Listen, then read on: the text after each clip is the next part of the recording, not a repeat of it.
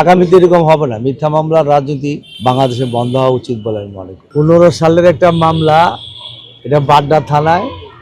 এটা আমাদের সিএমএম কোর্টের পাটে আমরা জামিন নিয়েছিলাম। আপনি জানেন যে আমরা একটা বিদেশি মিথ্যা মামলায় বাইরে ছিলাম, এসে আমি জামিন নিয়েছিলাম। যেহেতু নির্বাচন কমিশনের নমিনেশন পেপার জমা দেওয়ার কন্ডিশনের মধ্যে সকল কাগজপত্র দিতে হবে, সেই হিসেবে আমাদের অ্যাডভোকেট নজরুল ভাই, আমাদের বার সমিতির সেক্রেটারি, যাচাই বাছাই করে দেখলো যে এটার একটা পার্ট চার্জশিট করে জজ করে ছিল, এটা আমাদের জানার মধ্যে ছিল না। সেটার জামিনের জন্য আজকে আসলাম, জামিন হয়েছে ইনশাল্লাহ। আমরা টোটাল মামলার যে কাগজপত্র নির্বাচন কমিশনের যেভাবে চেয়েছে আমরা দিয়ে অভিযোগ হরতালের মামলা, গাইবি মামলা আপনারা জানেনই, আমরা জানিও না।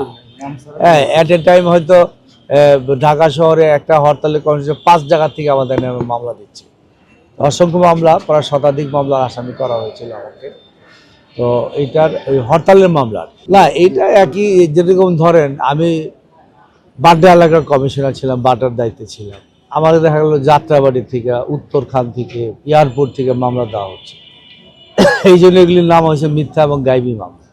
আমার মনে হয় যে এইসব কালচারের একটা পরিবর্তন হওয়া দরকার। আগামীতে এরকম হবে না। মিথ্যা মামলার রাজনীতি বাংলাদেশে বন্ধ হওয়া উচিত বলে আমি মনে করি। না, নির্বাচন তো 12ই ফেব্রুয়ারি যে নির্বাচনের শিডিউল দেওয়া হয়েছে, সেভাবে সব কিছু 29 তারিখে আমরা নমিনেশন জমা দিব।